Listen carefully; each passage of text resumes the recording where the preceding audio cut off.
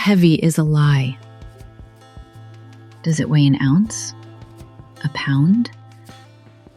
Or does it weigh enough to crush a house, a family, and 3 lives? We usually think monsters are hiding in the dark, under the bed, or strangers in an alley. But the most dangerous monsters are the ones we create ourselves. The ones we polish, the ones we dress in beautiful clothes and show off to the world. Jennifer Pan was a masterpiece, a prodigy, the golden daughter. But on a cold November night, the masterpiece picked up a phone and ordered a hit on her own creators. Welcome back to the Story Jungle. I'm Nikki. Tonight, we aren't just looking at a crime scene. We're looking at a tragedy that took 24 years to explode. So, keep your head down and let's enter the tiger's den. To understand the blood, we have to understand how the monster was built. Jennifer wasn't just a daughter. She was a project. From the moment she could walk, she was in training. 4 a.m. That was her wake-up call. While other kids were dreaming, Jennifer was at the skating rink, freezing cold, practicing spins until her feet bled. Then school, then piano, then homework until midnight. Her father, Han, didn't believe in free time. He believed in results. Have you ever seen a trophy shelf? In the Pan house, there were dozens of trophies. But to Jennifer, those weren't prizes. They were expectations. Every gold medal meant, good, now do it again. Every silver medal meant, why weren't you first? She wasn't allowed to go to school dances. No makeup, no boys. She watched the world through a window. She saw other kids laughing, holding hands, being kids, and she learned a very painful lesson. Love is conditional. Mom and Dad love you if you get an A. They love you if you win. If you fail, you are nothing. She was an Olympic hopeful for figure skating. That was her identity. But then, disaster. She tore a ligament in her knee. Skating was over. Imagine being 14 years old and feeling like your life is already a failure. That was the first crack in the porcelain doll. And instead of comforting her, the pressure just shifted. Okay, no skating? Then you must be a doctor. You must be a pharmacist. The cage didn't disappear. It just got smaller. So when the pressure got too heavy, Jennifer cracked. The ice was gone. The only thing left was the grades. But she was struggling. She started getting Bs. In any other house, a B is fine. In the Pan house, it was a crisis. So she improvised. She took her report card. She used a razor blade to scrape off the existing grade. She glued on a new one, and she photocopied it. Just like that, the B became an A. Her parents smiled, the pressure lifted, and Jennifer learned a dangerous lesson. The truth doesn't matter. Only the performance matters. But lies act like cancer. They grow. When high school ended, she didn't get into university. In fact, she didn't even graduate. But she couldn't tell them. The truth was too dangerous. So she chose the act. For 4 years, Jennifer lived a phantom life. She told her parents she was attending Ryerson University. Every single morning, she packed her heavy backpack with textbooks she couldn't read. She kissed her mother goodbye. She took the bus. But she didn't go to campus. She went to the public library.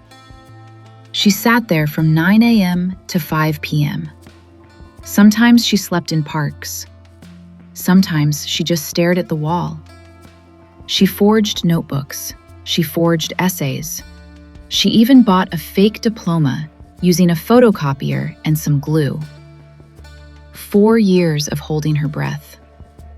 Living a lie that big, it eats you from the inside.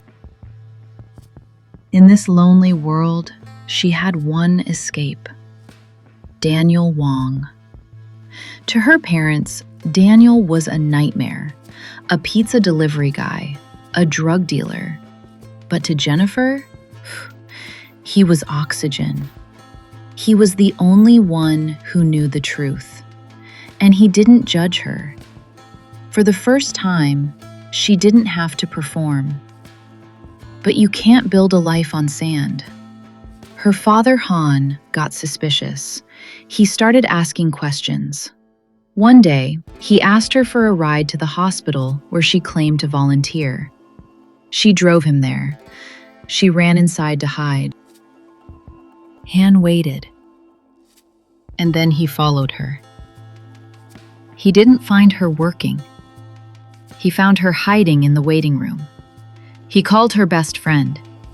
The friend told the truth. Jennifer isn't here. She hasn't been to school in 4 years. The explosion was nuclear. Jennifer was 24 years old, an adult, but she was locked down like a prisoner in a maximum security prison.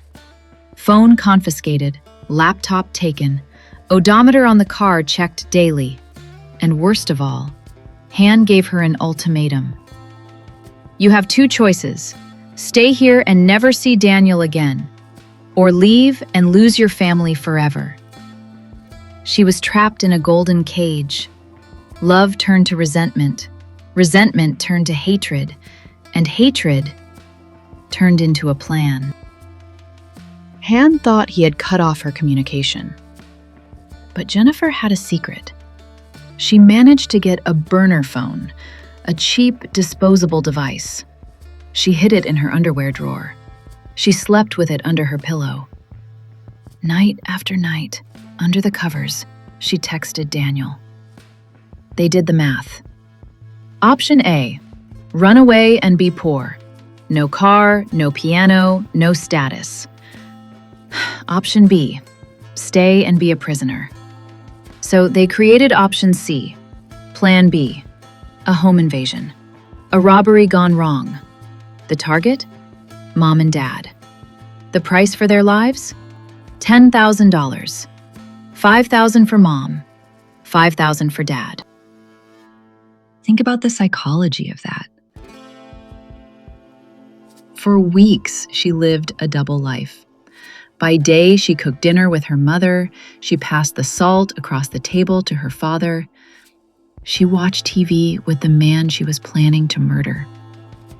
She looked them in the eye, smiled, and then went upstairs to text the hitman about the best way to enter the house. She didn't see them as parents anymore. She saw furniture that needed to be removed. November 8th, 2010. It's a cold Monday night. Inside the house at 238 Helen Avenue, everything looked normal. Han was reading the paper. Bick was soaking her tired feet after a long shift. They felt safe in their castle. At 10 o'clock p.m., Jennifer walked downstairs. She looked at her mother. She said, "Good night, Mom." She looked at her father. She said, "Good night, Dad." Those were the last words they would ever hear from their daughter as a family. She walked to the front door. Usually, it was triple locked. Han was obsessed with security. But tonight, she slid the deadbolt open. And then, she flicked the porch light on. The signal. The lighthouse for monsters. "Come in." Minutes later, 3 men burst in. Lenford Crawford, David Milvaganam and Eric Carty. They have guns. They are shouting. They drag Han and Bish to the living room. They pistol whip Han across the face. Blood is everywhere. Jennifer is taken upstairs by one of the men. They tie her hands to the banister with a shoelace. Not a rope, not zip ties. A loose shoelace. And here is the detail that freezes my blood. Downstairs, it is hell. Violence. Upstairs, it's a business meeting. Jennifer is speaking calmly to the hitman, like they are colleagues discussing a project. She was waiting for the sound. The men take the parents down to the basement. It was unfinished. Cold, concrete floors. No warmth. No escape. They put blankets over their heads. Because it's easier to kill a shape than to kill a face. Bitchpan was terrified. But listen to this. Even with a gun to her head, she wasn't begging for her own life. She screamed, "Please, take the money! Take everything! Just don't hurt my daughter!"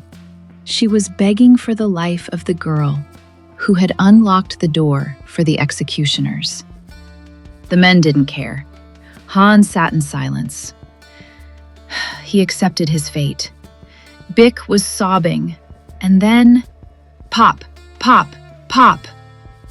3 shots. Bick Pan dies instantly. Han Pan is shot in the face and chest. He collapses backward onto the concrete. The intruders run. The house falls silent. The only sound is the wind and the smell of gunpowder. Jennifer waits a moment. Then she dials 911. Her performance is Oscar-worthy. Screaming, crying, hyperventilating. "They shot my parents! Help me!" Police arrive. They see a tragedy. Jennifer is taken to the hospital. In her mind, she has won. The obstacles are gone. The money is hers. Daniel is hers. But fate has a twisted sense of humor. You can't build a future on blood. Down in that freezing basement, amidst the silence, a chest moved. Han Pan. The bullet entered near his eye, smashed his cheekbone, but somehow, miraculously, it missed his brain. The father was alive.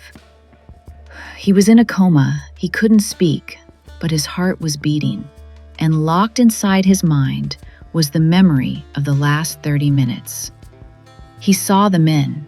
He heard his daughter talking to them softly. He knew. Jennifer is sitting in the hospital, thinking she's free. She has no idea that the only witness to her crime is waking up. And when Han opens his eyes, the Golden Daughter's mask is going to shatter. But how does it shatter? That's the real story. In part 2, we are leaving the suburbs. We are entering a 6 by 8 foot concrete box, the interrogation room. Prepare yourself, because next time, we are going to watch a master manipulator get trapped in her own web. So subscribe and ring the bell. You need to be here when the interrogation begins. This is Story Jungle. I am Nikki. Wait for the signal and keep your head down.